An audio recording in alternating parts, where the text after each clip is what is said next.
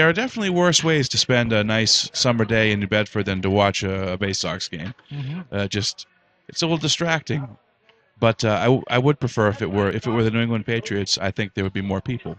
I think they would be. That's I think probably true. I They'd have think to that advertise a little less. I think the also. Patriots are more popular than the Bay Sox. That's my opinion. Well, I mean, the Bay Sox Do have we, only do we been have here. a counter to that? The Bay Sox have only been here 1 year. I think that the amount of time we've had to kind of look at the New England Collegiate Baseball League, we admittedly are new to it, and the city is new to it. But you look at some of the more established teams, and we talked a little bit about Newport earlier. Yep. I mean, they are the class of the league, both on the field, off the field. They really put together a tremendous production over at Cardines Field, right in downtown Newport. Draw 2,000, 3,000 people regularly, and you see a lot of the things that they do.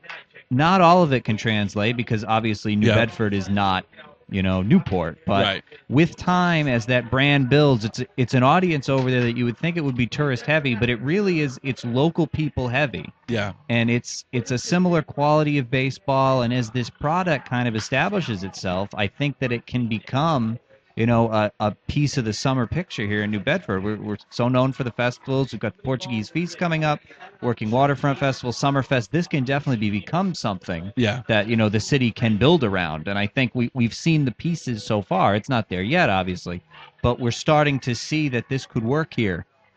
Bill, you've been the beat guy. You've covered pretty much. I believe you've covered all the home games. What have you seen in terms of families, and what's the vibe like on a nightly basis? I mean, well, first you mentioned that this is I think John mentioned the first year that the Bay Sox are here, and I have a unique perspective because I remember the first year the Patriots were here. Okay, and that was 50 years ago. It was. They were at East Boston Stadium, and they were such a terrific organization. They were showing the movies, the films, on a sheet that was hung up on the wall at East Boston Stadium, and the players were sitting on milk crates because this was definitely not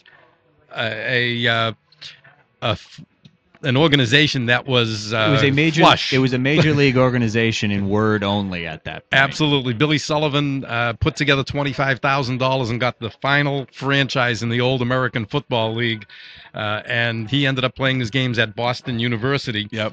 And they had to leave Boston University because BU at Nickerson Field built all sorts of high-rise dorms around the field, and all the kids were selling their rooms out for football fans to come watch the game for free. Wow.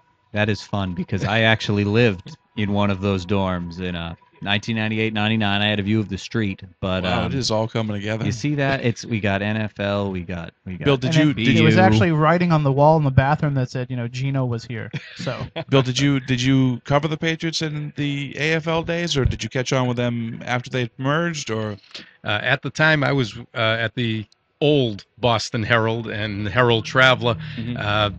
I was a little too young to go cover the Patriots at that point, but I was there at opening day when they lost to Denver 13-10, and I was there the next home game. They then went on the road. They beat the New York Titans with a last-second field goal, and they came home, and Gino Cappelletti, Gino was there, he kicked the field goal that beat the Dallas Texans, who are now the Kansas City Chiefs. How big of a deal was it as a kid? I mean, what was it like when to have, after it's okay, we have the Giants and you have the Red Sox. What was it like to actually have, a football team? Was everyone pretty much excited about it, or? I think that the problem at that point in 1960, the Giants was so entrenched here because that was the football team that we got on television. Yep. And it was the New York Football Giants. I think the phrase "there were plenty of good seats still available" would hold for the Patriots. There was the controversy, and for the first few years, it was pretty much this was the Giants' territory. The American Football League was kind of strange. It was an oddity. The Patriots drafted the quarterback from Boston College, Jack Concannon, with their #1 draft pick. And the Boston College kid who grew up in Cambridge signed with the Chicago Bears. Yeah, that's about where it was. So that will give you an idea where the Patriots were before. Now, that's not saying that in 30 years from now or 20 years from now we're building a 60,000-seat stadium to watch the Bay Sox. Right. But, I think the Bay Sox have come to town, and it's kind of a similar type of atmosphere. They are starting at grassroots level. right. They're building a fan base of families where you have mom and dad and a bunch of kids coming Yep. to the game because it's first of all, it's affordable. Secondly, it's something to do in the summer Yes. in the city. Hey, you can hang out a lot worse places than a baseball field. I The agree. games start at 6:30, which is good because by 8:30, 8:45, 9 o'clock, hey, the kids are getting a little itchy and the game's almost over. So it works out. The fact that earlier starting time works out very well. It used to be the Red Sox used to start at 8 o'clock, Yeah. but they found that they couldn't get the stories in the paper, so they slowly moved back to 7:30 and now 7 o'clock. Now, do they still have newspapers?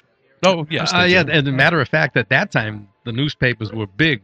Right. There were, at one time, there were 9 daily newspapers in the city of Boston. Wow.